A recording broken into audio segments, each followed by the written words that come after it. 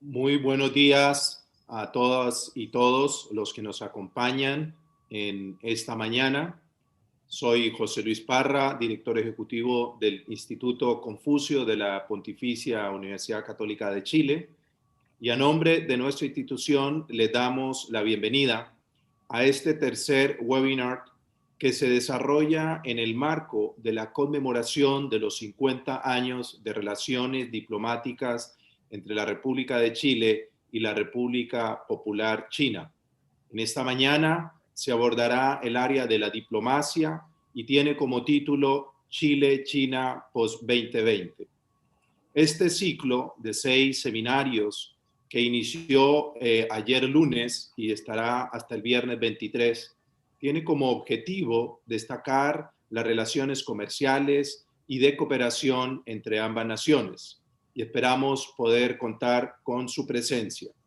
Ahora los dejo a ustedes con el profesor Jorge Satt, director del Centro de Estudios Internacionales de nuestra Casa de Estudios, y quien estará a cargo de moderar el panel y presentará a nuestros distinguidos expositores. Adelante, profesor Satt.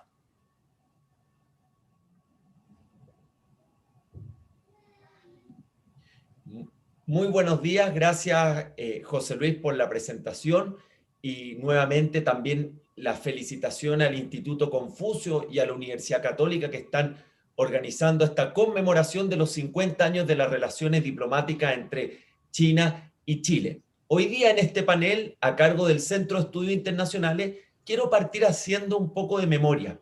El año pasado, 2 de nuestros panelistas compartieron con nosotros lo que fue cuál era el rol de China en relación a Latinoamérica.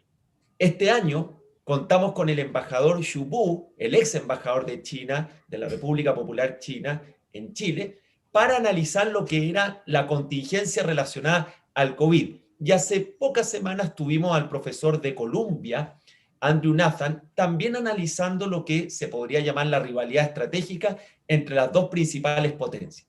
¿Qué es lo que quiero transmitir con esto? Que hay un interés activo en los estudios internacionales y en nuestra universidad de generar un debate y un mayor conocimiento sobre el creciente rol que está teniendo China a nivel global. Hoy día tenemos 3 panelistas de primer nivel para analizar a un país de creciente importancia para Chile, principal socio comercial, creciente presencia en inversión, en futuros desarrollos tecnológicos. Primero, parto con Mario Artaza, que actualmente es el cónsul general de Chile en Nueva York y que estuvo un periodo importante de su vida viviendo en Hong Kong, también estudiando todo lo relacionado a China. Por otro lado, tenemos a Alicia Xu, quien está encargada del escritorio de China en Invest Chile, que es la agencia chilena a cargo de la atracción de inversiones a nuestro país. Y finalmente tenemos a Francisco Urdines, que es profesor del Instituto de Ciencias Políticas de nuestra universidad y profesor afiliado del Centro de Estudios Internacionales, quien también nos ha acompañado en distintas oportunidades para analizar este tema. La idea entonces, junto a los panelistas y a los auditores que nos acompañan hoy día, es que tengamos una conversación dinámica y que podamos abordar muchos temas sobre cómo visualizamos la relación post-2020 entre China y Chile. Mario, me gustaría partir contigo, que tú tienes esta visión más comprensiva de el gigante asiático, y si tú puedes compartir con nosotros cómo ves o cuáles crees que son las claves para Chile para entender a China desde el punto de vista económico, político, geopolítico. Bueno, buenos días, profesor Saad. Buenos días a todas y todos desde Nueva York. Partiendo, obviamente, con una pequeña aclaración, mi participación en esta jornada es a título personal y de ninguna manera representa la posición oficial de la Cancillería. Se me invita a participar como un observador, un analista, un académico que ha dedicado gran parte de su vida a estudiar y tratar de comprender mejor lo que acontece entre Asia y América Latina y Asia y Chile. En relación a su pregunta, obviamente estamos nosotros en tiempos que requieren de más y mejor diplomacia. Y subrayo ello por lo siguiente. Soy de los que creo que hemos avanzado lo suficientemente positivamente, hablando con la suficiente musculatura, para comenzar a vislumbrar otros elementos dentro del engranaje de la relación. En tal sentido, soy de los que opina que la relación debiese estar ya crecientemente más orientado a lo estratégico. Me explico. Actualmente en el planeta los mayores desafíos que enfrenta la humanidad son de carácter estratégico, partiendo por el COVID-19, que es un tema de salud pública internacional, que es un tema estratégico en cuanto a salvaguardar la seguridad humana. Y en ese sentido también tiene mucho valor el tema agrícola, en el sentido de dotar a la población de suficiente alimento y salvaguardar su seguridad alimentaria. Está el tema también de agua, el acceso a fuentes del vital líquido. Está también el tema de una población crecientemente mayor, es decir, hay un tema de envejecimiento. También con desafíos estratégicos. Está el tema de la incorporación de tecnología y no podemos dejar de lado temas tan vitales como son el futuro de la Antártica, el futuro del Océano Pacífico, en donde en las últimas semanas hemos visto ciertas informaciones que han surgido de algunos países latinoamericanos frente a la operación de flotas extranjeras pescando, ya sea en Galápagos o en otras zonas, incluyendo en el mar del sur de China, algo que aprendí solamente hace algunas horas. Aproximadamente el 15% de todas las reservas de peces del planeta están en la zona del mar del sur de China, por lo tanto no es un tema aquí solamente de libre navegación, sino también es un tema estratégico de alimentación. Está el tema de aire y espacio, astronomía, es decir, estamos nosotros en condiciones de visualizar un salto cualitativo y cuantitativo en la relación entre Chile y China.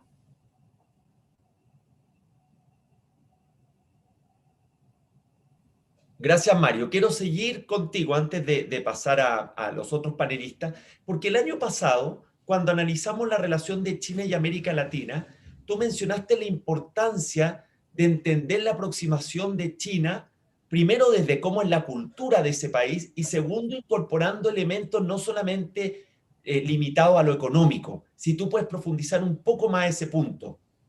Bueno, creo que en este momento, cuando uno habla de diplomacia, y con ello partí, uno debe pensar que la diplomacia engloba lo cultural, lo económico, lo político, lo militar, el tema, como dije, de salud pública. Es decir, la diplomacia está en todos los temas actuales.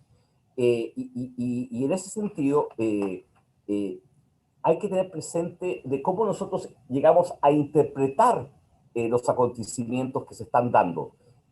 Y a veces se comete el error de que China quiere buscar una hegemonía global que no es su fin.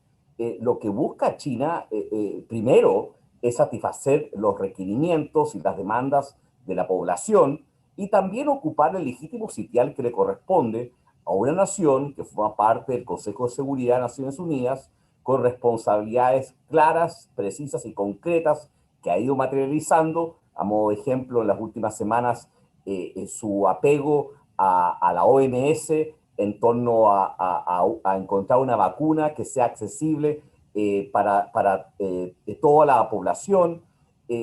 Importante también empezar a pensar en el contenido de su próximo plan quinquenal, que yo creo que también va a tener mucho impacto en las relaciones internacionales. Un plan en donde el tema de educación, pobreza, pensiones, salud, transporte, energía, el tema tecnológico también comienza a ocupar espacios relevantes. Es decir, cuando hablamos de China hoy, no solamente podemos quedarnos en que China es nuestro primer socio comercial, que el 37% del comercio chileno se hace con China, que por ejemplo se está hablando de una moneda que va a ser virtual a través del Banco Central chino.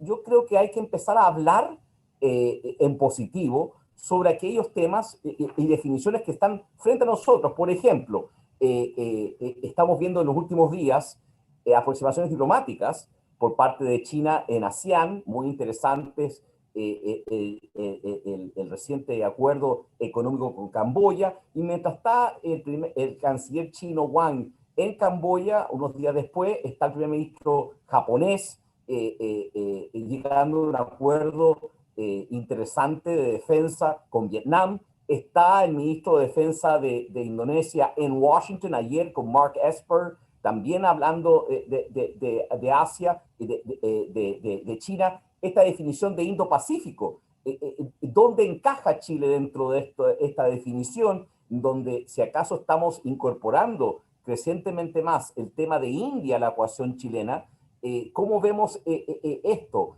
¿Dónde nos vamos a balancear?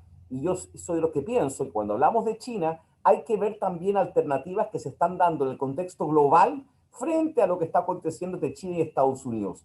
Y a mi entender, tal vez el ejemplo más positivo de respuesta está siendo el de ASEAN, en donde, por ejemplo, Singapur hace algunos días comenzó a incorporar recientemente compañías chinas que están buscando dónde establecerse, particularmente en el ámbito tecnológico, usando Singapur, un país like-minded para Chile en términos económicos y comerciales, como un trampolín. Y ese trampolín tecnológico de Singapur creo que también sería muy interesante vislumbrar para la ecuación de futuro para Chile.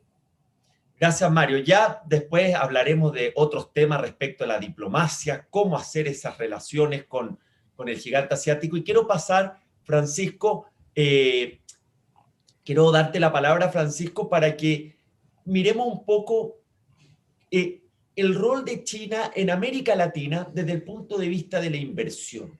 ¿Cómo está invirtiendo China en América Latina?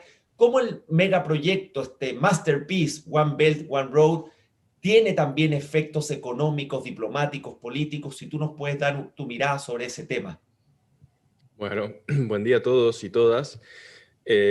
China ha invertido fuertemente en América Latina como en el resto del mundo, en parte lanzado por esta política de going out o going global. Las empresas estatales chinas fueron estimuladas por el gobierno para invertir, aprender de mercados extranjeros, ganar experiencia y sobre todo también replicar sus logros de desarrollo doméstico. Las grandes estatales chinas tuvieron una especie de aprendizaje exponencial dentro de China primero, en los 80s y 90s, desarrollando infraestructura y llevando adelante proyectos enormes que eso les permitió luego ganar una enorme capacidad de replicar alguna de esas lecciones en otros mercados. Bueno, este año es un año complicado, la inversión por supuesto está toda congelada.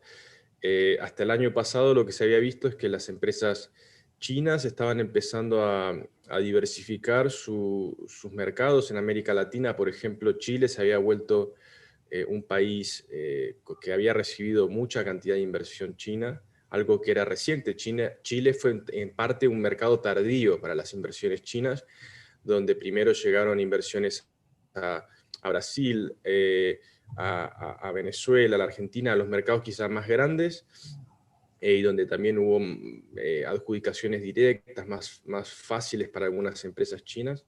Algunos mercados, como el caso del chileno, les había costado un poco a las empresas chinas de entrarle, y además es un mercado muy pequeño, somos 19 millones, y sin embargo en los últimos 2 años había habido una llegada importante de inversiones y de adquisiciones directas chinas aquí en el país. La inversión china tiene, dos características. Por un lado, siempre está la sospecha, la resistencia cultural que se genera en nuestra región respecto a las intenciones y demás. En general, lo que se ha visto en la evidencia empírica es que, por supuesto, la principal motivación es la renta, el lucro. No se comportan tan distinto a empresas de otros países, pero sí ha habido una intención en potenciar o acceder a recursos estratégicos de algunos países, y por ahí la inversión más paradigmática en ese sentido aquí en Chile ha sido la compra de Tianqi a SQM, a un porcentaje de SQM, que es un tema interesante. El litio, esa compra yo diría que fue una compra no muy buena o no muy exitosa para Tianqi, pues ha sido una inversión que no ha crecido en su volumen. El litio ahora está en un momento medio complicado, y podríamos decir, por lo que yo he visto, que muchas inversiones chinas que han sido buenas inversiones, pero también ha habido mucha inversión que no ha sido tan rentable ni tan exitosa. Algo que para mí es clarísimo, siempre pienso que el caso de Brasil es un poco la universidad de las empresas chinas en América Latina, porque es el mercado más grande y porque fue donde hicieron mucha adquisición después de la crisis política de 2014-2015. Y si uno ve lo que sucedió, fue una llegada monumental de inversión, miles de millones de dólares en adquisiciones, pero con los años muchas de estas empresas chinas se empezaron a retirar del mercado.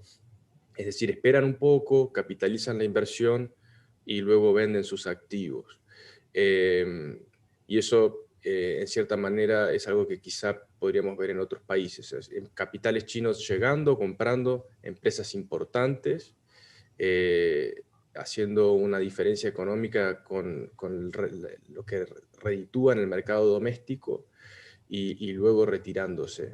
Eso, en cierta forma, a mí me llamó mucho la atención, lo estudié mucho porque va contra esta percepción de que el capital chino llega para quedarse y llega para hacer una ventaja en el largo plazo y para aprovechar recursos estratégicos que satisfacen la seguridad energética o la seguridad alimenticia del país. Esa historia aplica apenas para un porcentaje pequeño de la inversión china en la región. Y bueno, ahora estamos en un momento, como decía, de absoluta incertidumbre. Este año no ha habido virtualmente ninguna inversión. Ya el año pasado había habido bastante poca. Así que la verdad es que el año que viene veremos. Yo pienso que si los precios de los commodities continúan subiendo un poco, puede haber alguna intención de alguna empresa estatal china o de alguna gran empresa privada china en hacer alguna adquisición directa, pero mi sensación es que va a estar bastante parado el asunto de la inversión extranjera directa china en la región, por lo menos por 2 o 3 años más. Esas son quizá malas noticias para nosotros. Bueno, hoy leía que China se ha recuperado rápido, la economía prácticamente está en niveles previos a la pandemia, pero habrá que ver porque realmente la incertidumbre en este instante es enorme y también no basta con que la economía china se recupere, hay que ver qué pasa con las nuestras y las consecuencias que deja la pandemia también en nuestros mercados domésticos, ¿no? Va a haber un avance importante de la pobreza aquí en América Latina y de problemas domésticos que antes se veían más o menos resueltos o en la vía de resolverse, y eso también cambia las expectativas no solo de las inversiones chinas, sino de todas las inversiones, ¿no? Los inversores, yo creo que en este instante deben estar un poco expectantes a ver cómo nuestro mercado se recupera. Así que estamos un poco en una gran espera, ¿no? El año pasado, bien decías, Jorge, hablamos de este tema, creo que la misma pregunta nos planteaste a Mario y a mí, y era otro el universo, otro planeta en el que vivíamos. En este instante, la verdad es que es tal el nivel de incertidumbre. Bueno, si hay algo que se puede decir con lo que concuerdo con Mario, es que esta planificación, incluso la idea de planes quinquenales, puede ser una idea que en economías muy, muy abiertas, muy liberales, pueda replicarse de alguna manera para traer cierta previsibilidad a la salida de la crisis. O sea, claramente va a haber un rol más activo del Estado, incluso en países donde esto no era el caso, como en Chile, y en ese sentido habrá que ver, bueno, cómo estos países nuestros de América Latina se ajustan a esa nueva realidad, cómo estimulan la economía, la demanda doméstica para generar recuperación, y si quizás se logra de vuelta aprovechar la recuperación económica de China para que esa recuperación también repercuta positivamente en nuestra recuperación. Yo creo que hoy nuestros países, en cierta manera, necesitan que China se recupere rápido, porque si a China, o si el mercado doméstico chino empieza a demandar de vuelta productos y los commodities que vendemos, nuestra recuperación va a ser más rápida. Nosotros necesitamos crecer y crecer. Claro que el desarrollo es el objetivo de medio y largo plazo, pero el crecimiento es fundamental en este instante para salir de esta situación tan compleja en la que estamos. No sé si tengo tiempo, pero tampoco quiero hablar de Chile, porque la idea es hablar de China, pero el escenario en América Latina respecto a la profundización de la desigualdad y la pobreza es bastante preocupante. A mí me parece un tema central. Hoy leía un artículo de Nora Lustig, publicado en The Economist, con evidencia preliminar sobre este asunto, y es bastante dramático. Yo con mis alumnos de Economía Política Internacional siempre leemos textos sobre cómo las pandemias en la historia de la humanidad en general han permitido el avance de la igualdad, porque generaban una especie de tabla rasa y generaban la posibilidad de recomenzar las economías desde cero. Hay trabajos como el de Walter Scheidel y demás. Lo que se ha visto con esta pandemia es que es el efecto absolutamente contrario.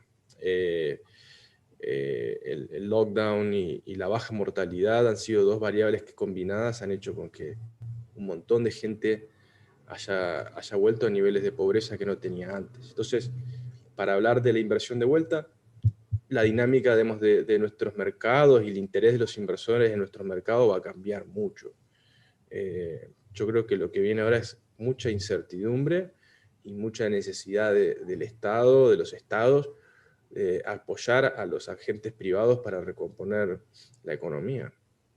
Claro, de hecho, Francisco, para ir pasando a Alicia, la propia CEPAL ha estimado que América Latina y el Caribe va a caer cerca del 10% este año y va a llegar a una cifra cercana a 45 millones de pobres adicionales en la región producto de la pandemia. Por lo tanto, está acelerando situaciones que venían de antes, más que generar el efecto contrario como tú mencionabas. Después vamos a volver, Francisco, también a decisiones de política económica que ha venido adoptando China y cómo eso puede afectar también en las relaciones entre ambos países. Alicia, quiero llevarte a ti a Chile. Tú, Alicia, trabajas en la agencia de gobierno que monitorea la atracción de inversión extranjera y donde, como mencionaba Mario y Francisco, China ha ido crecientemente teniendo una participación en Chile y 2 de las mega operaciones de inversión extranjera en los últimos años provienen de capitales chinos. Entonces mi pregunta es, Alicia, ¿cómo proyectas tú la inversión de China en Chile? ¿Cuáles son las industrias más atractivas que está mirando el gigante asiático? Y una triple pregunta para que tú puedas explayarte, ¿por qué China invierte en Chile? Muchas gracias, Jorge. Sí, lo que pasa es, hace una década la inversión china en Chile era muy escasa, ya más allá del crecimiento intercambio comercial, no fue sino hasta los últimos 2 o 3 años que los capitales chinos llegaron de manera decidida al país. Hoy vemos como una nueva generación de empresas chinas está dando el segundo paso lógico en su relación de negocios con Chile, instalándose en el país para desarrollar sus proyectos e incluso utilizando Chile como una plataforma en la región LATAM.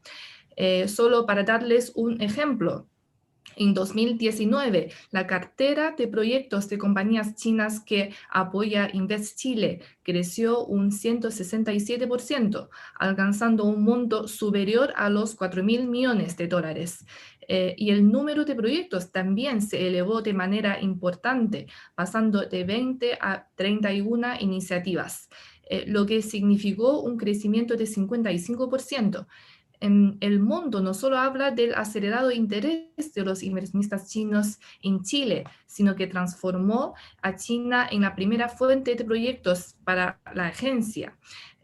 Y el interés no ha cesado. Incluso bajo el contexto de la crisis sanitaria, se incorporaron 5 nuevos proyectos chinos en nuestra cartera en el primer semestre de este año, ya que es un señal relativamente positivo.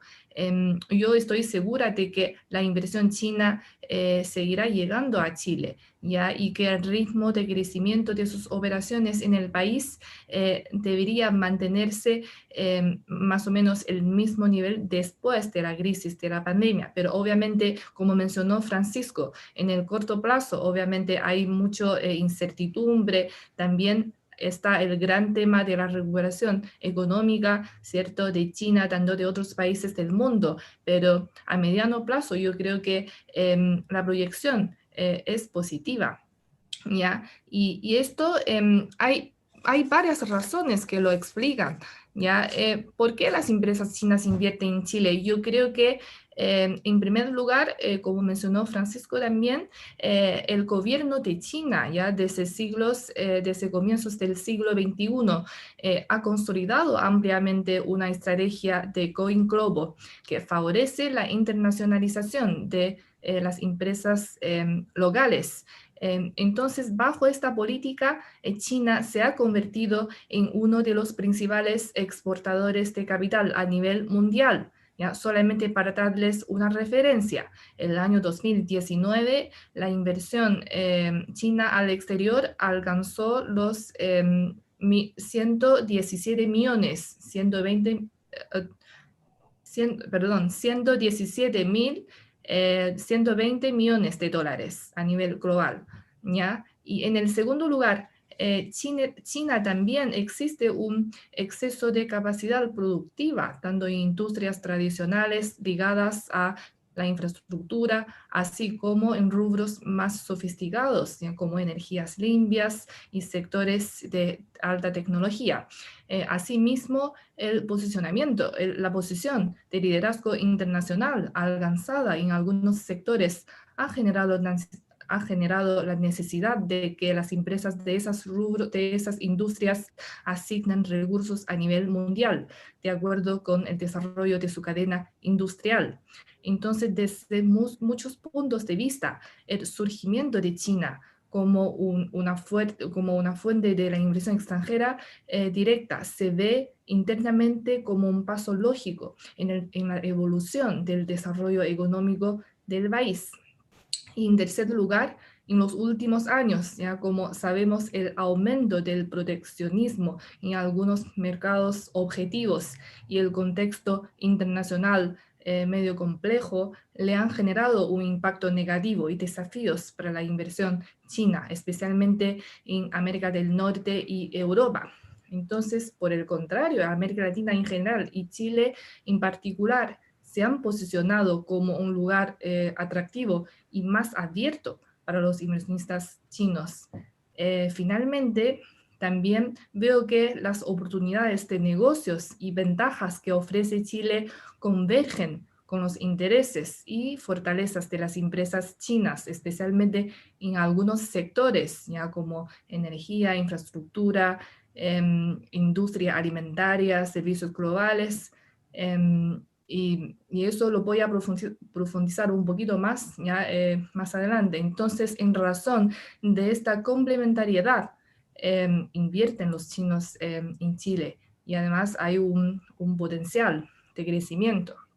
Ya, respecto a los sectores o industrias más atractivas para los inversionistas chinos a invertir en Chile, mira, yo creo que en los últimos años la inversión se ha diversificado bastante. Ya en Chile hemos recibido inversiones chinas desde las actividades más tradicionales como la minería, energía, hasta áreas como servicios globales e industria alimentaria. ¿Ya? En primer lugar, en el sector de energía, hemos tenido importantes inversiones chinas en Chile. ¿Ya? La adquisición de activos existentes para los chinos es un camino más rápido para crecer en tamaño y en participación de mercado global.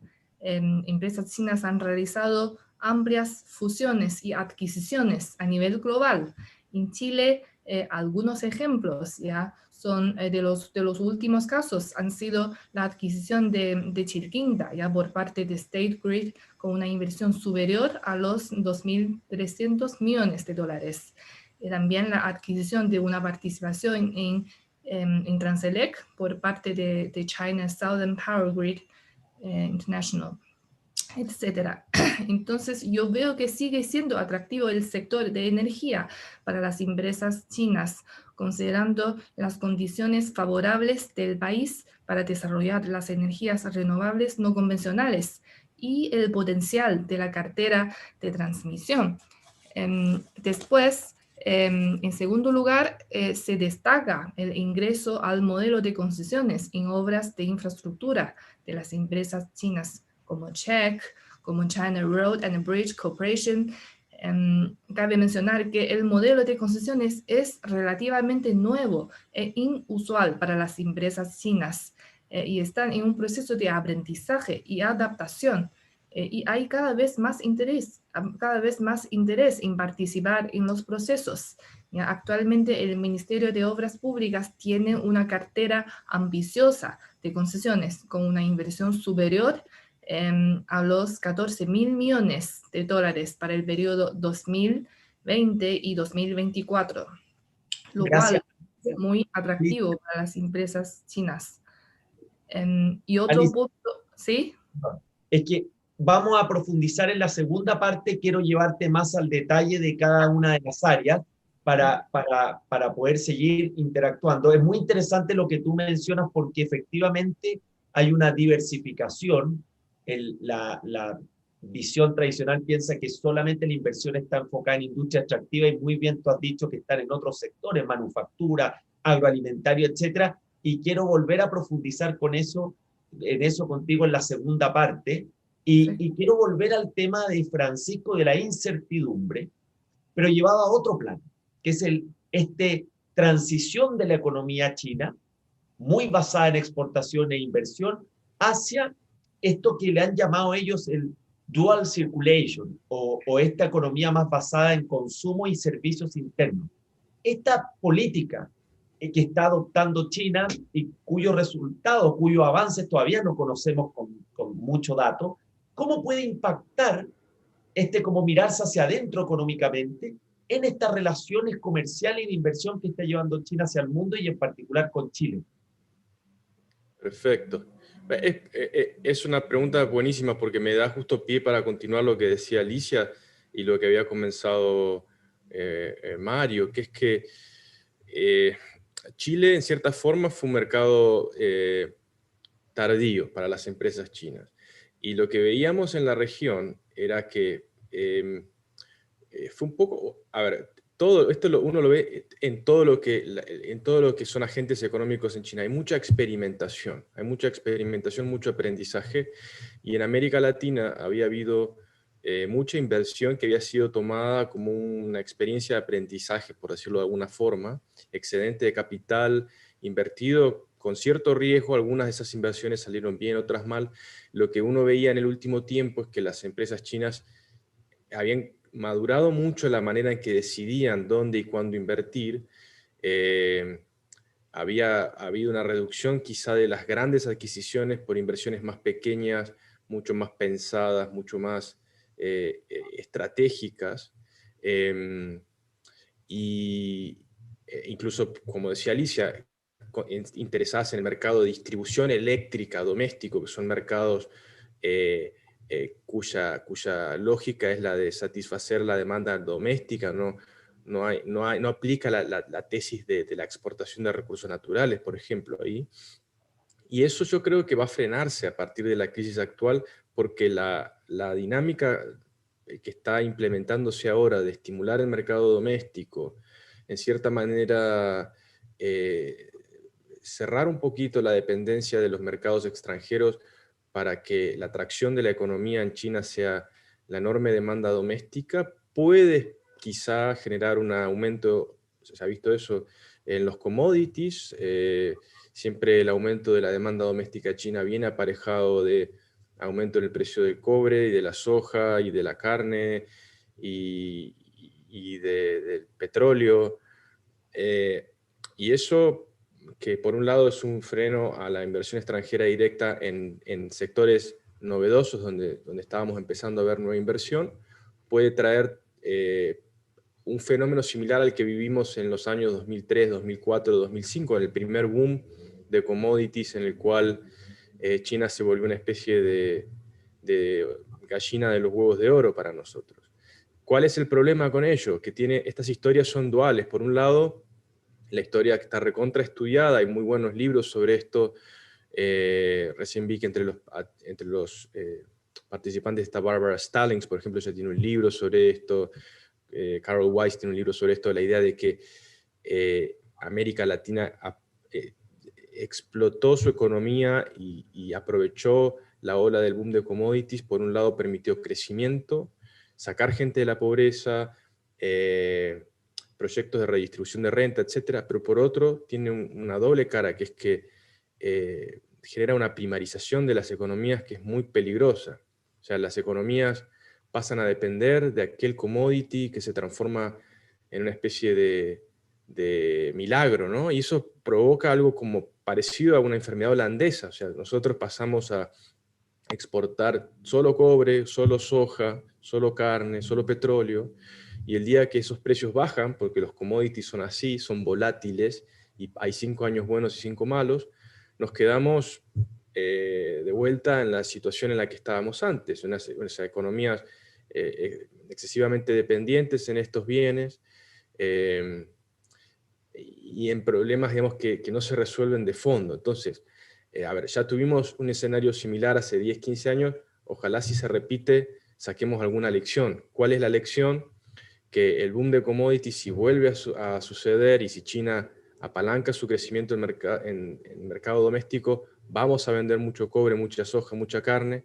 Ojalá no generemos la hiperdependencia, la hiperespecialización que generamos antes, porque cuando eso se acaba, después quedamos en situaciones de mucha vulnerabilidad. Así que por ahí esa es la lección de política pública doméstica para nosotros aquí en América Latina. Mucho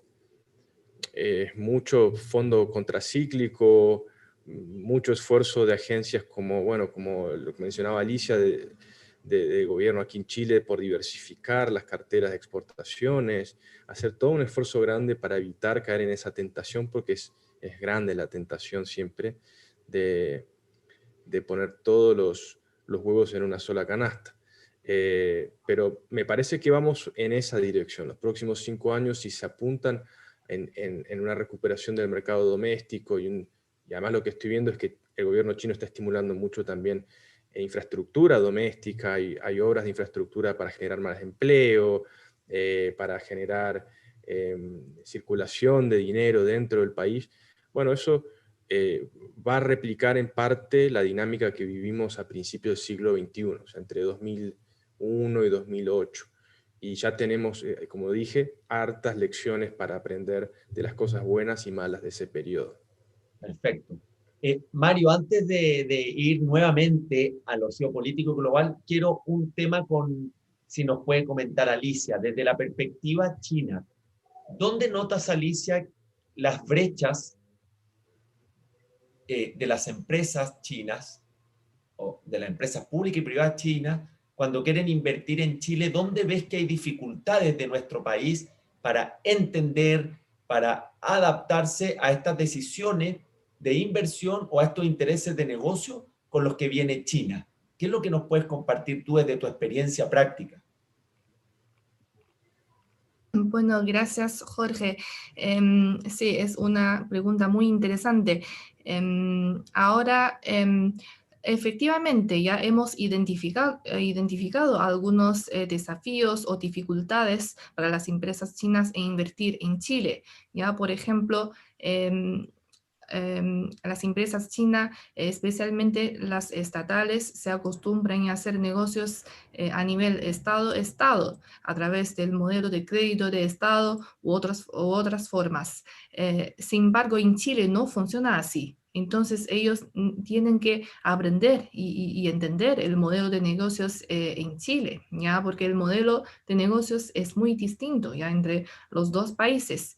En China el gobierno igual tiene un rol relativamente más participativo en el sector privado. En cambio, en Chile todo funciona a través de las licitaciones públicas o negociaciones entre privados. Entonces, las empresas chinas aún están aprendiendo a operar en un entorno tan diferente al que conocen en su propio país. En infraestructura, por ejemplo, como mencioné anteriormente, las empresas chinas en general tienen más experiencia en ser contratista ya para los proyectos EPC, pero no en concesiones. Pero en los últimos años sí vemos un creciendo interés ya en transformarse de contratista a inversionista, participando en los proyectos de concesiones en Chile. Y también en Chile, por ejemplo, la ley ¿ya? Y las normativas son muy estrictas. Entonces, para establecer un proyecto grande, en general requieren distintos permisos que toman un tiempo sacarlos. Y esto también les complica a las empresas chinas, por ejemplo, en temas legales, ya temas laborales, comunidades locales, temas medioambientales, permisos, integración cultural, etcétera. Entonces, en muchos casos, los chinos prefieren invertir a través de la adquisición de un proyecto o de una empresa directo, en vez de desarrollar un propio proyecto desde cero. Y también, obviamente, falta un conocimiento ya sobre Chile. En los últimos años están mirando ya cada vez más países de América Latina, pero aún necesitan informarse de las oportunidades específicas que Chile ofrece. Entonces, en base a los desafíos identificados por las empresas, hemos también hecho mucho trabajo ya, y esfuerzo para tratar de traer más inversión de ese país, ya, aprender a tender puentes con las empresas chinas, a generar lazos de confianza y entregar servicios especializados para reducir la brecha más importante que nos separaba, que no tiene mucho que ver con la distancia, sino que con la información disponible. Ya hemos tenido muchas reuniones con empresas y delegaciones chinas, organizamos mesas redondas y talleres con oportunidades de inversiones concretas, y hemos promocionado los procesos de licitación, de concesiones de los distintos ministerios, consolidamos nuestro China Desk para poder atender a las empresas chinas en su idioma, ¿ya? Junto con lanzar una serie de información relevante en el idioma de chino mandarín. Entonces también hemos hecho un esfuerzo de trabajar con los aliados y socios relevantes y correctos, ya como la Embajada de China en Chile, la Embajada chilena en China, los gremios, las cámaras más importantes chinas, las empresas de asesoría que tienen un reconocido China Desk. Perfecto.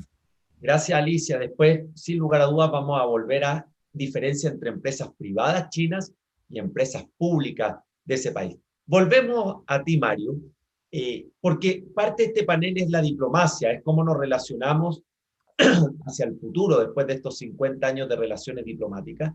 Y el tema geopolítico del momento, que incluso se ha profundizado con la pandemia, es la rivalidad estratégica entre Estados Unidos y China en el plano comercial, lo vimos 2018-2019, plano tecnológico, de manera emergente, financiero, y obviamente esta retórica que ha venido acompañando especialmente los últimos meses. Sabemos además que Chile, cerca del 50% de su comercio es con esos dos países. Entonces, Mario, ¿cómo ves tú hacia el futuro la diplomacia con China, considerando este elemento de la competencia, la confrontación creciente entre Estados Unidos y China? Bueno, yo creo que vivimos tiempos muy complejos en la actualidad. No solamente porque a pocas cuadras de donde me encuentro ubicado esta mañana se encuentra Naciones Unidas, cuya Asamblea General se ha hecho de manera virtual y con jornadas de reuniones muy limitadas en cuanto a cantidad de diplomáticos y diplomáticas que están en una sala. Es decir, el mundo ha cambiado tremendamente desde la última vez que nos reunimos en la Casa Central de la Católica, de eso no hay ninguna duda.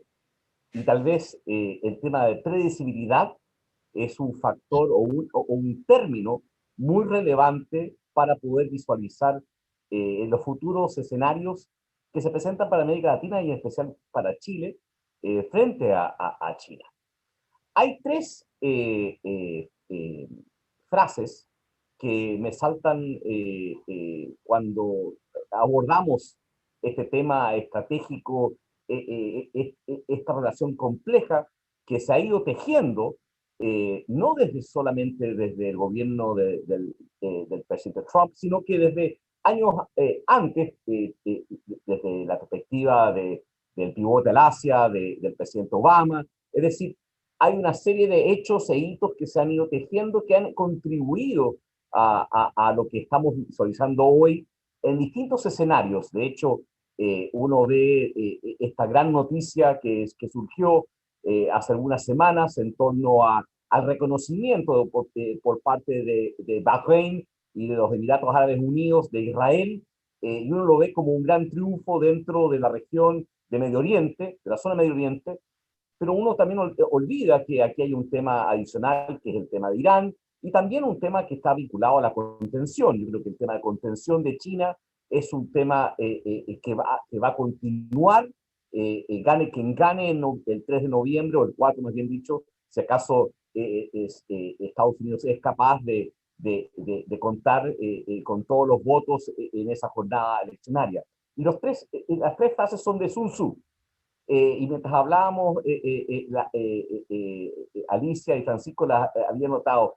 Y son muy importantes tenerlas presentes para analizar el presente. Y son frases escritas en un libro milenario, estudiado hasta el día de hoy junto con Clausewitz. Uno es que el arte supremo de la guerra es subyugar al enemigo sin pelear. Primera frase. Segunda, no hay instancia alguna en donde una nación se beneficia de un conflicto prolongado. Y la tercera, los soldados victoriosos son aquellos que ganan primero y de ahí hacen la guerra. ¿Qué tiene que ver estas frases con lo que está aconteciendo actualmente? Bueno, estamos viendo una China mucho más asertiva, una China que tiene que está desarrollando, desplegando una estrategia muy activa a través de la Franja de la Ruta, que incorpora a decenas de países y cientos de iniciativas. El AIIB, el banco creado y que opera desde Beijing, una institución multilateral que financia proyectos de inversión para infraestructura, pero también hay que tener presente lo que está ocurriendo en el planeta en la actualidad. Y en todos, de alguna manera, está China,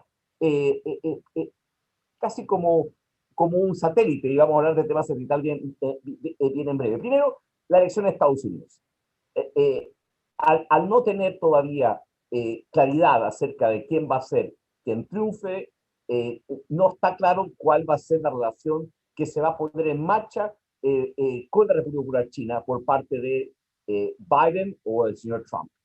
Está claro, como lo dije anteriormente, que lo más seguro es que esta política de contención va a ir variando temáticamente, es decir, va a ir dejando tal vez esta agresividad de lenguaje y también militar y va pasando hacia otras áreas.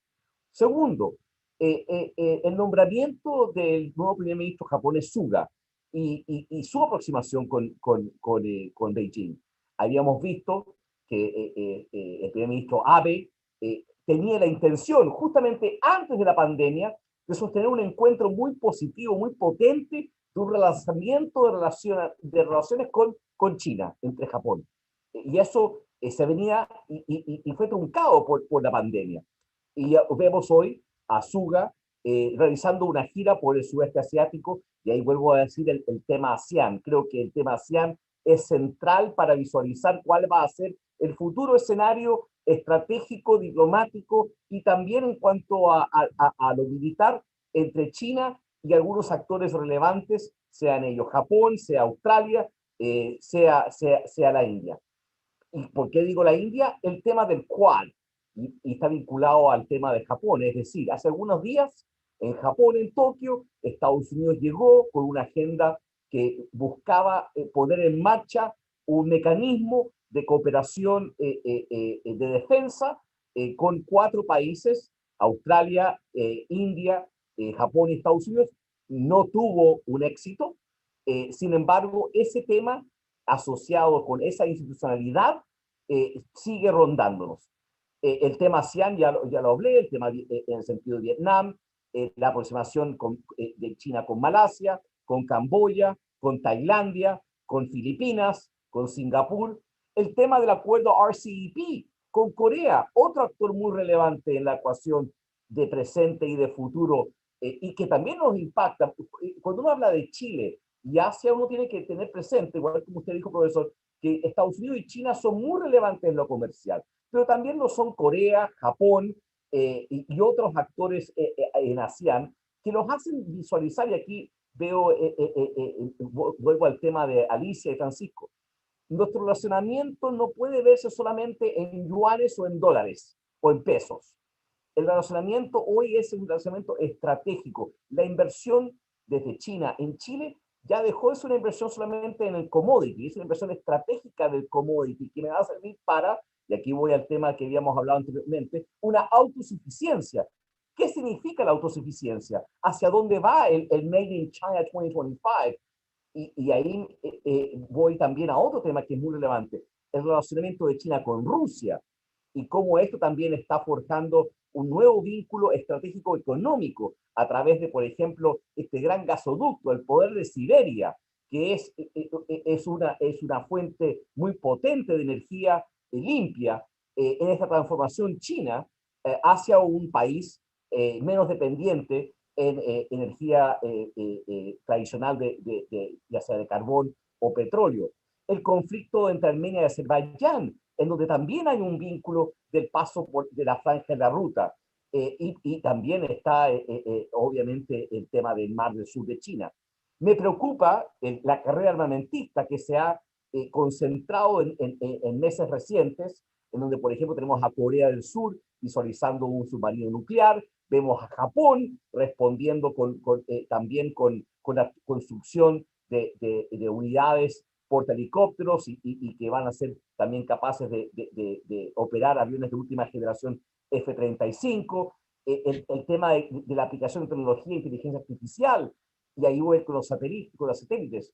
Interesante notar el desarrollo satelital espacial chino en la ecuación, y de ahí voy a América Latina con esta estación de rastreo y monitoreo en el sur de Argentina. en donde estamos viendo, por ejemplo, a China convertirse en el país que más lanzamientos de satélites con fines duales, civiles y militares, está realizando anualmente. El año pasado más de 30, este año ya vamos sobre los 30, y la estación espacial orbital que va a ser puesta en operación el próximo año. China está yendo a Marte. Es decir, hay temas muy potentes en donde América Latina y Chile podrían bien beneficiarse, y ahí voy con lo que dijo Francisco también cuando hablamos del tema de inversión y economía.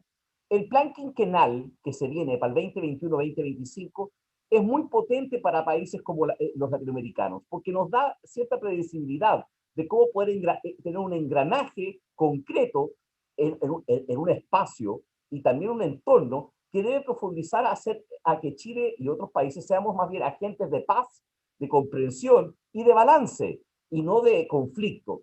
El conflicto hace mal, y por ejemplo, estaba viendo aquí, cuando uno ve, esto salió hace algunos días en el Straits Times de Nueva York, de Singapur, perdón, cuando uno ve, por ejemplo, el jefe de las operaciones navales de los Estados Unidos, indicando que China es una amenaza estratégica para los Estados Unidos, ese lenguaje obviamente va a tener una réplica, y ese tipo de lenguaje hay que destrabarlo, y la única forma de destrabarlo es contribuyendo a identificar áreas estratégicas que fomenten la paz, el diálogo y también la diplomacia. Y ahí quisiera finalizar con lo siguiente.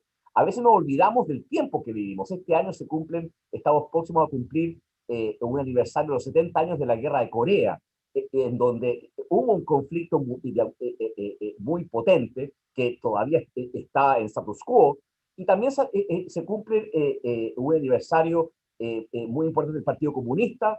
Estamos próximos a los 100 años de la República Popular China. Es decir, estamos en escenarios que nos convocan a visualizar lo estratégico y este conflicto con otra perspectiva. Y ahí, y termino, el tema de cómo ha sido la respuesta de ASEAN, la centralidad de ASEAN como bloque. Yo creo que encontrar una respuesta regional es tal vez el principal desafío diplomático latinoamericano frente a China actual. Gracias Mario por esta visión, y obviamente la palabra diversificación también se viene a la mente cuando tú mencionas la oportunidad en ASEAN, lo que ocurre con esta zona del Indo-Pacífico, lo que nuestra propia política exterior ha venido sosteniendo los últimos meses, de cómo apuntamos también a países como India, en fin. Francisco, otra de las complejidades de esta relación, y pensando también en clave diplomática, es que la imagen de China, y tú lo vienes estudiando con tu análisis de la diplomacia de las mascarillas, entre comillas, es que la imagen de China al parecer se ha venido deteriorando con la pandemia, más allá de relaciones históricas que pueda haber con ese país, y la verdad es que tampoco China tiene un conjunto de países, por decirlo de alguna manera, aliados con los cuales trabaja. Entonces, esta construcción de soft power, que Estados Unidos la construyó de manera sostenida después de la Segunda Guerra Mundial, acompañado con su poderío económico, militar, ¿cómo pensamos esta relación hacia futuro con un país que efectivamente tiene un poder económico y que incluso en los próximos años puede llegar a ser la primera potencia económica mundial, pero que aún tiene tareas pendientes en legitimidad, en soft power, en confianza? ¿Cómo ves tú ese elemento? Es una excelente pregunta porque, claro, China como proyección internacional, como potencia emergente, sin dudas que cumple con el punto de ser una potencia económica. De hecho, probablemente el año que viene China sea la economía más grande del mundo, ya si no lo es hoy, pero aún le faltan, digamos, 3 elementos para proyectarse internacionalmente. Uno es el de un ejército potente, capaz por lo menos de generar un área de influencia ajena a la injerencia norteamericana, que es lo que se está dando ahora en el Mar del Sur de China. Es equivalente a lo que sucedió con los Estados Unidos cuando se proyectó a principios del siglo XX y en el siglo XIX en el Caribe. Eso es un avance que en general no trae buenas noticias, es lo que Mario comentaba respecto a los roces y posibilidades de conflicto. Pero claro que hay otros dos temas. Yo diría que los otros dos son la legitimación de una moneda internacional capaz de generar una alternativa al dólar. Eso está muy lejos de conseguirse. Y en tercer lugar, el soft power, ¿no? Y creo que esa es el talón de Aquiles o el punto aún más flaco. A pesar de los esfuerzos del gobierno en los países occidentales, China genera una resistencia. Claro, se han publicado cosas sobre esto, la idea del Charm Offensive, cómo China ha tratado de acercarse a los países occidentales, mejorando la imagen que estos tienen de ellos, pero hay una variable que es incontrolable, que es el de la opinión pública, y efectivamente, como mencionas, por ejemplo, yo he estudiado ahora con experimentos de survey, preguntándole a la gente qué opina, qué piensa, cómo reaccionó, toda la cantidad de dinero que se donó durante la diplomacia de las máscaras, que tengo registros de más o menos 530 donaciones en América Latina, lo que totalizan como 130 millones de dólares, entre gobierno, fundaciones como la Fundación Jack Ma, empresas estatales, empresas privadas, como Huawei. Es un paquete de donaciones importante y sin embargo lo que veo, lo que observo es que en general en los 7 países que he estudiado, que son los 7 países más grandes de la región, los individuos tienen una opinión más bien negativa de China, eso por un lado.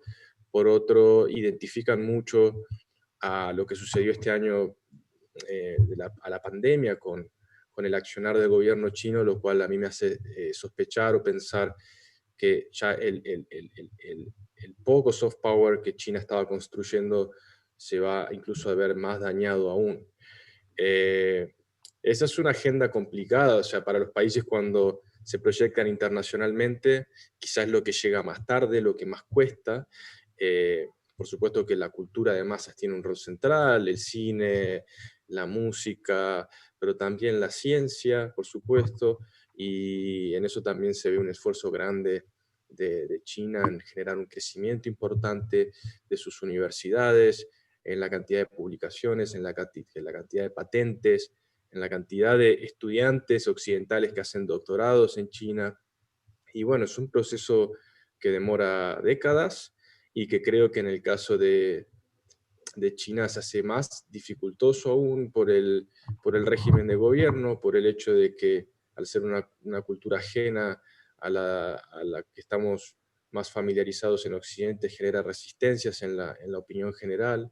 Y bueno, eso es algo que va a demorar, digamos, incluso con el enorme empujón económico que China ha significado en la región. Insisto, lo que se ha observado es una cierta resistencia a la idea de profundizar lazos. Hay gran y enorme evidencia anecdótica. Por ahí se me viene a la cabeza en este caso Brasil, donde este año el gobierno de Bolsonaro, incluso ministros del gobierno han tenido expresiones muy poco felices hacia China en redes sociales.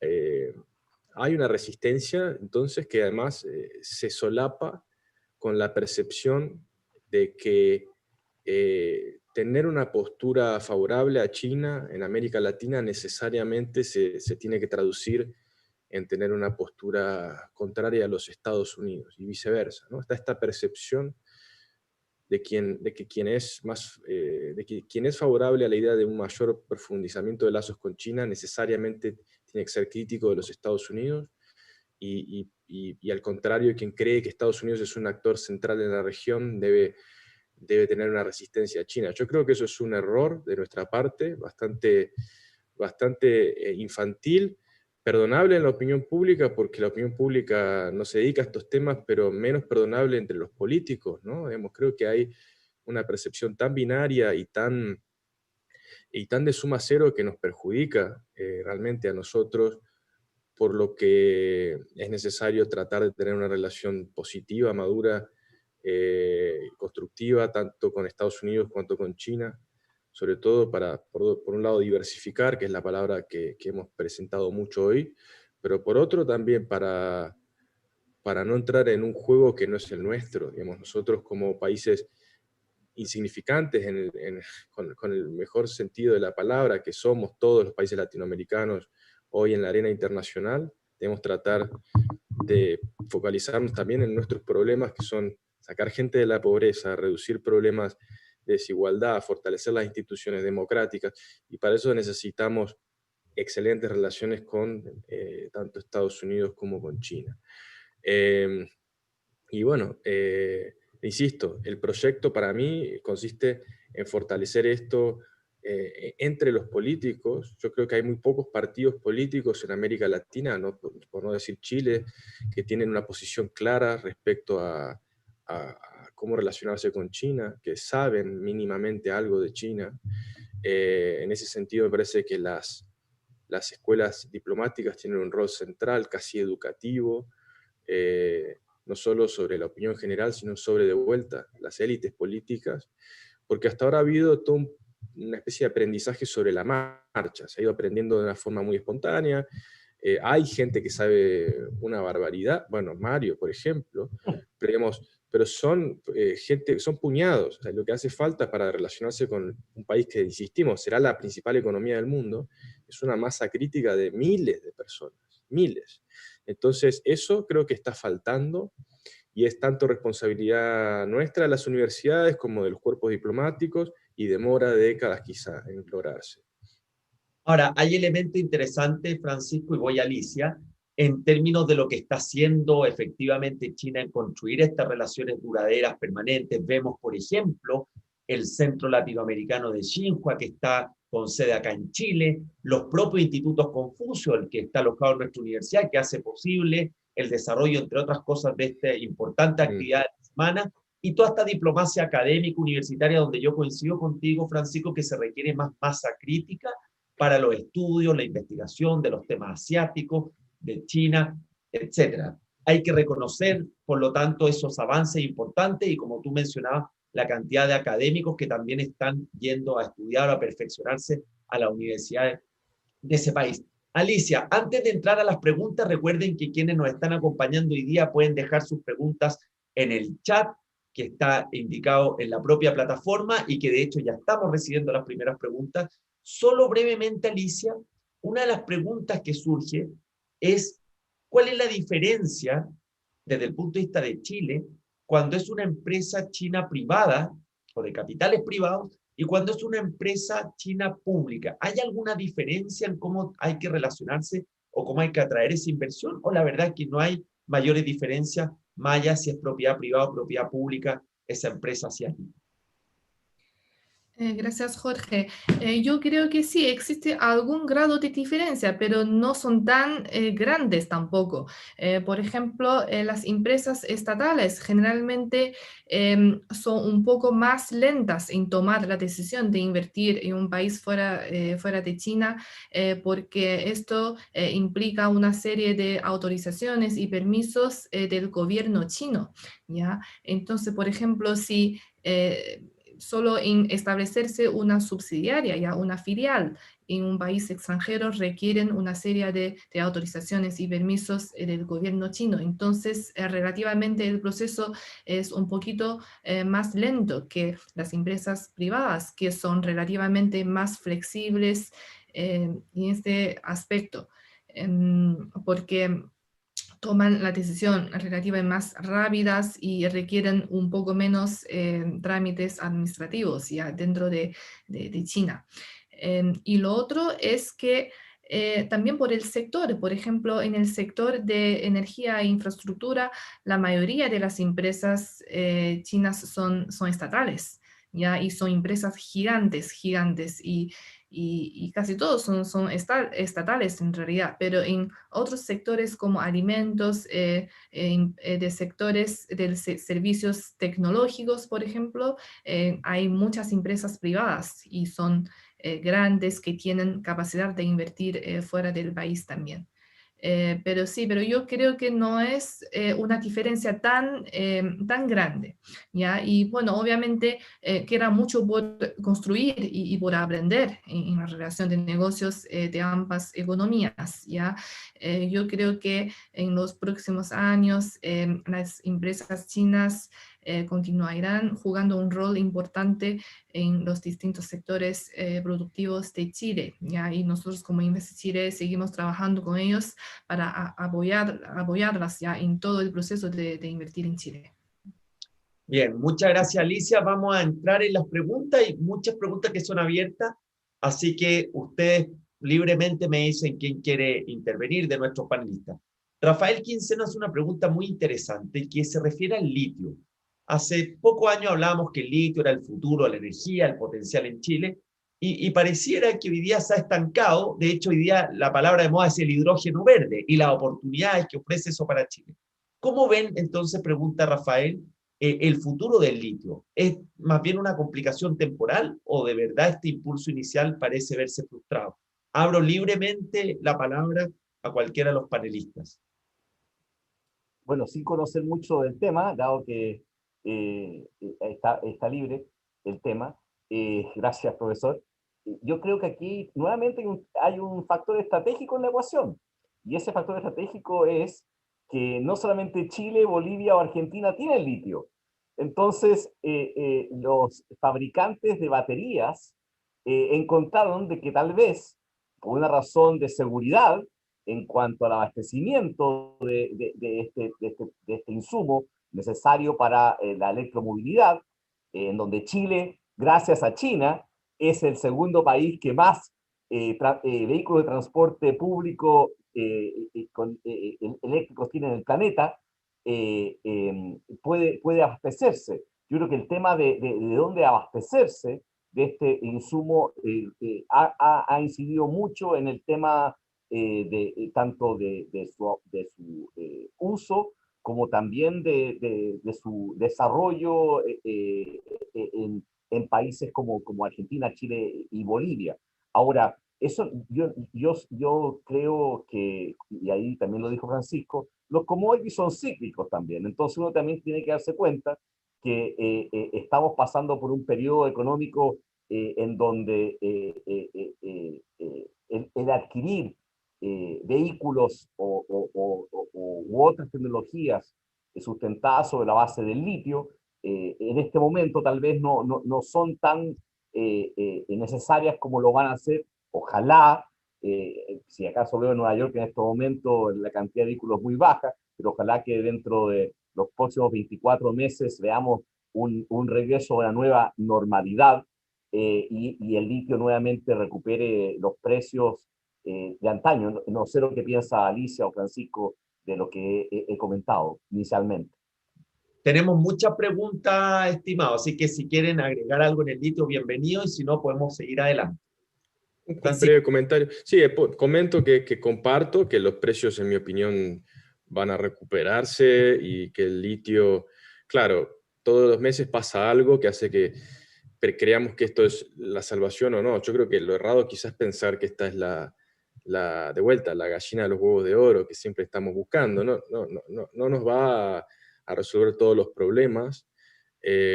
Cuando Elon Musk declaró que no iba a usar litio, todo el mundo se deprimió. Ahora que de vuelta hay alguna percepción de que el litio se va a recuperar, todos se ponen contentos. Yo creo que hay que estar cauto, pensar en el largo plazo. Se va a utilizar mucho el litio en las baterías de autos eléctricos y otro tipo de baterías. De eso no hay duda. La tecnología ha avanzado mucho, los precios se han reducido, pero sin duda es que ha sido, a ver, un desarrollo muy lento. De hecho, Tianqi, yo lo dije al principio de la charla, creo que Tianqi hizo una especie de mal negocio al comprar ese Sokimich. Se anticipó. Se anticipó, estas últimas semanas se habló incluso de un problema para pagar y el enorme crédito que contrajo, porque es un negocio que por ahí va a rendir frutos de aquí a 10 años. Entonces, yo creo que sí va a ser un motor de desarrollo para Chile, para Argentina y Bolivia, no tengo dudas. Creo que sí es una bendición estar, digamos, provisto de las mayores reservas de litio. Lo que sucede es que, como bien comenta Jorge, con el hidrógeno verde hay otras alternativas. Tampoco es la solución a todos los problemas. Hay que aprender a diversificarlo, a negociarlo, y esperar un poco también. No va a pasar de un día para el otro esto.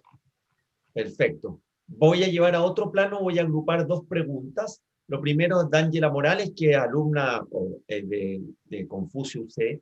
Es una pregunta interesante, que esta contradicción de un país como Chile tan abierto al mundo, pero que de pronto eso no va acompañado con acciones, por ejemplo, académicas o de formación en el sentido. Y ella pregunta qué pasa con la subestimación que existe en Chile de promover el estudio de carreras como ingeniería en comercio exterior. Que ustedes saben, en muchos países de Latinoamérica están los estudios de comercio exterior o de economía internacional.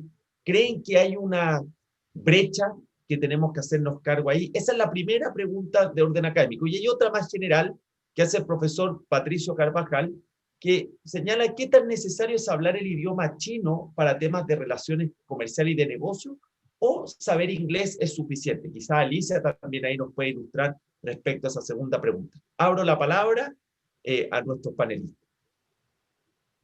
Ahí dejo a Alicia. Alicia. Bueno, respecto a la segunda pregunta, yo creo que obviamente siempre es bueno manejar el idioma de chino mandarín para poder en las relaciones comerciales y económicas con China. ¿Ya? Lo que pasa es, en primer lugar, en China no todos hablan bien inglés. En segundo lugar, aunque uno habla inglés, tenemos tanta diferencia de mentalidad, de la cultura, y si no se conoce bien, aunque habla un mismo idioma, no se genera una confianza, ¿ya? Entre los dos. Entonces, en muchos casos, para nosotros es muy importante ya establecer una confianza al principio, antes de llevar los negocios. Ya en China tenemos la cultura de, por ejemplo, cultura de hacer los negocios a veces en las comidas, ya que es algo como súper diferente para ustedes. Entonces, sería súper bueno que uno conozca la cultura de un país y también quizás no habla perfectamente el idioma, pero por lo menos entender y poder comunicarse ya en cosas básicas, y eso también le da una confianza al tiro a los chinos. Perfecto. Gracias, Alicia. Mario, Francisco, respecto también del otro tema, comercio exterior, economía internacional, ¿cómo ven eso? Si quieres, Francisco, partir. Breve, yo quisiera también escucharlo a Mario, que tiene experiencia diplomática. Yo hablo de la academia. A mí me hubiera encantado aprender chino. Estudié 3 años, aprendí poco porque empecé grande. Yo estudié en el Instituto Confucio. A mis alumnos les insisto mucho en lo importante de agarrar el idioma desde temprano, lo más jóvenes posibles, porque es un idioma difícil. Pero claro que abre enorme cantidad de puertas, por lo que dice Alicia, poder estar en una reunión y entender las sutilezas culturales del idioma, abre puertas, rompe barreras de lo que hablábamos antes, de desconfianzas y de malas percepciones que tenemos aquí sobre ellos. Central, para mí es algo esencial para quien quiera desarrollar una carrera académica exitosa hoy, no solo estudiando China, sino estudiando relaciones internacionales, porque insisto, es la economía más grande del mundo, o lo será, y es un país con el cual uno puede comunicarse con miles de millones de personas. Entonces, ¿qué más divertido que eso? Ahora, respecto al tema del comercio exterior, es posible que aquí en Chile sea una carrera dejada de lado, creo que quizá está como muy absorbida por la ingeniería comercial, supongo. En Argentina se estudia bastante comercio exterior, pero es un país que igual comercia mucho menos, es más proteccionista, es más cerrado. Lo mismo en Brasil, donde hay mucha gente que estudia comercio exterior y aduana y los Incoterms. Yo creo que Chile ha hecho un muy buen trabajo de proyección internacional del comercio y ProChile ha hecho un muy buen trabajo también con la SURREI, de posicionar los productos chilenos en el mundo. Realmente me da la sensación de que entre las dos cosas, falta de comprensión del comercio exterior y falta de comprensión de idioma y cultura, me quedaría con la segunda. Así que si hay gente joven en la sala, los invito a estudiar chino, porque realmente es una enorme oportunidad, es hermoso, es divertido y abre puertas profesionales también. Bueno, yo me sumo a los comentarios de Alicia y Francisco. Yo he tenido el despliegue en China continental con el chino mandarín y también con el cantonés, que hay una gran diferencia en cuanto a aprendizaje de uno y el otro. El segundo es 9 tonos, eso ya me supera. Con 5 estoy bien. Pero lo que voy a lo principal. Primero, yo soy de los que pienso y sigo abogando por una diplomacia también regional, en donde el tema de comercio exterior tiene futuro y también presente cuando se trata de abordar China de una manera comprensiva. Y aquí voy con un tema diplomático que a veces se le saca poco partido. Chile recientemente fue autorizado a abrir una oficina comercial y diplomática en Chengdu, que es la puerta de China hacia el oeste. Es decir, aparte del triángulo de Beijing, Guangzhou y Shanghai, estamos incursionando en una China más profunda, una China más llena de oportunidades. Por lo tanto, cuando uno habla de comercio exterior, no nos centremos solamente en aquellos lugares que son de fácil llegada, sino aquellos también que requieren de experiencia. Bueno, de experiencia no me hablo acerca de pasar años en China, sino experiencia académica y experiencia laboral en áreas como comercio exterior, en donde también el aprendizaje del chino puede ser una gran ventaja comparativa. El saber o no saber, yo creo que tal vez lo principal es respetar la cultura. Y aquí hay un tema que creo que es muy esencial y salió ayer un artículo brillante acerca de cómo uno tratar de descifrar la narrativa china. Porque detrás de todo lo que está ocurriendo hay una narrativa, hay un relato. Y este relato es cuando se dice, oye, China es milenaria. Más allá de eso, hay un relato que también se puede ver en textos. Igual que nosotros tenemos los textos griegos o los romanos, los filósofos, cuando se habla de la necesidad de tiempo de filosofía hoy en el siglo XXI, también es un tiempo de filosofía china. Por lo tanto, cuando uno trata de descifrar cómo actúa Xi Jinping y cómo actúan los líderes más importantes de China, el tema cultural idiomático es fundamental. Por lo tanto, si acaso me puedo dar ese entusiasmo, transmitirlo, aprovecho esta oportunidad. No se cierren a oportunidades con China. China da para todos y todas. Es un país magnífico para el desarrollo y el despliegue en terreno. Y si hay un país que ha logrado superar en cuestión de meses, de una manera muy decidida, hablamos anteriormente con el profesor Parra y con la profesora Alicia Wu acerca del efecto Qingdao y cómo en muy pocos días más de 10 millones de personas fueron testeadas y monitoreadas por el tema del COVID-19. China ha abierto sus puertas para el comercio, por lo tanto, aprovechen. Bien. Solo para ir terminando, porque ya nos estamos acercando a la hora de finalización de la actividad, Jaime Gallegos pregunta la proyección, si ustedes ven, de la Alianza del Pacífico para potenciar las relaciones económicas con Asia y en especial con China, atendido a otras restricciones, lo que ocurre con Estados Unidos y México en el nuevo NAFTA y otro tipo de dificultades. ¿Ven ustedes que es un buen vector la Alianza del Pacífico para fortalecer las relaciones comerciales con China, así como tú, Mario, en el inicio hablaste desde el lado del Asia, digamos, de ASEAN y de otros bloques de integración? Abro la palabra. Alicia, no sé si quieres partir Así, tú. por favor. Sí, pues breve, yo digo algo breve. Yo creo que para empezar, mi opinión es que fundamental es la Alianza del Pacífico para proyectar la economía chilena y de los socios hacia Asia. Esto se ha dicho tanto, pero es bueno recalcarlo. Chile, Perú, le daban la espalda a la economía del mundo en el siglo XX cuando era una economía atlántica, y hoy tienen la bendición geográfica de darle la cara.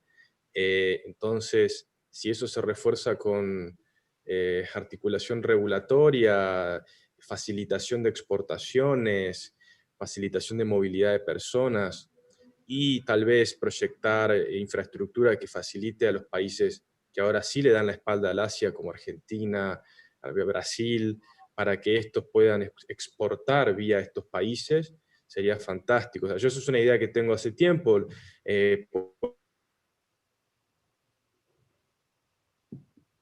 Se nos Puertos quedó como el de San Antonio, Hilo. Don Francisco, continúe, que se había quedado levemente pegado, pero ahora funciona todo perfecto. Sí, puertos como el de Hilo, Guayaquil, San Antonio, debieran ser modernizados, no solo para mejorar la exportación de productos de estos países, sino para ofrecerse como hubs de exportación de economías grandes como la brasilera o la argentina. Yo creo que ahí también hay un potencial grande de la Alianza del Pacífico. Eso es pensando a futuro, ¿no? Hace falta, primero, creo, y se está haciendo, mejorar la integración regulatoria entre los miembros de la alianza, pero para mí es una plataforma fundamental de lo que viene y de lo que queda del siglo para Chile y los países socios. Gracias, Francisco. Mario. Está más que claro que nos une a China y a Asia el océano, y justamente estamos viendo que en las últimas 24 horas cómo el buque Escuela Esmeralda y el buque Escuela Español están próximos a conmemorar en Punta Arenas los 500 años del descubrimiento del Estrecho Magallanes, que de alguna manera vinculó a Occidente con Oriente hace 500 años, marcando todo un hito. Hay que proyectar estos hitos, y ahí voy también al hecho de que este año, cuando uno habla de 50 años de relaciones diplomáticas, este año se cumplen además 120 años desde el crucero de instrucción del primer buque escuela de una armada latinoamericana a China, el Baquedano, para que vean cómo la historia ha traducido un relato entre América Latina, el Pacífico con China. De todas maneras, creo que la Alianza del Pacífico puede dar un salto con China, teniendo presente, como le dije anteriormente, es necesario tener una respuesta regional frente a China, no solamente por China, sino también por Estados Unidos, y hay una pregunta ahí con la Unión Europea. Lo que está haciendo Alemania, Francia, Reino Unido, Italia, frente a lo que está aconteciendo en Asia, en Indo-Pacífico y en China, es muy relevante tenerlo también en la ecuación, en el radar. Perfecto, gracias, Mario. Alicia, para ir cerrando, ¿tu opinión frente a Alianza Pacífico o una reflexión más general en materia de inversión? Bueno, Jorge, sí, yo estoy totalmente de acuerdo con Francisco y Mario. La Alianza Pacífico es sumamente importante, ¿ya? Bueno, y esa alianza es el octavo economía más grande en el mundo. Y también representa más del 50% del comercio de América Latina. Entonces, esto, Chile podría ser como una entrada para la región de LATAM, aprovechando esta plataforma de Alianza Pacífico, ¿ya? Porque hablamos de las oportunidades de Chile, pero no solamente Chile, sino también en la región de LATAM. Entonces, las empresas chinas, por ejemplo, piensan Chile y en realidad están pensando en la región en total, ¿ya? Entonces, esto, la Alianza Pacífico es sumamente importante. En tema de inversiones, bueno, ya mencioné anteriormente de mi visión, que es relativamente positivo en los próximos años. Yo confío en que las empresas chinas sigan teniendo interés y que va a llegar a Chile en los sectores de energía, infraestructura, pero también a los sectores de alimentos, por ejemplo, a los servicios tecnológicos, que son nuevos sectores más atractivos para las empresas chinas. Perfecto. Para ir finalizando, quiero agradecer nuevamente a Alicia, a Francisco, a Mario, por acompañarnos en este panel sobre las relaciones de Chile y China post-2020. a la amplia audiencia que nos acompañó durante esta hora y media, que participó, que hizo preguntas, y volver al mensaje inicial de que para la Universidad Católica, Confucio UC, los centros que estamos colaborando en esta semana, el Centro de Estudio Asiático, el Centro de Estudios Internacionales, la Escuela de Administración, es importante seguir generando este conocimiento, este debate, esta masa crítica en torno a las relaciones con China, que como bien ustedes han dicho, está teniendo un rol global cada vez más incidente y donde es necesario también nosotros prepararnos para esa relación con el país asiático. Que tengan muy buen día todos. Le dejo la palabra a José Luis Parra para el cierre, director ejecutivo del Instituto Confucio, UC. Gracias, Jorge, y a cada uno. A ver, ¿se escucha? Perfecto. Gracias, Jorge, a cada uno de los invitados especiales, al cónsul en Nueva York, cónsul general Mario Artaza, como siempre, un gusto escucharte, ese gran conocimiento y esa capacidad que tienes para explicar siempre cada uno de los puntos que presentas, a Alicia Chu y a Francisco Urdines, y a ti por esta conducción tan excelente y esta capacidad de poder llevarnos a través de distintas temáticas de interés en materia de diplomacia e inversión. Así que los esperamos el día de mañana, miércoles, en un panel con los rectores y vicerrectores de la Universidad de Fudan y de Nanjing.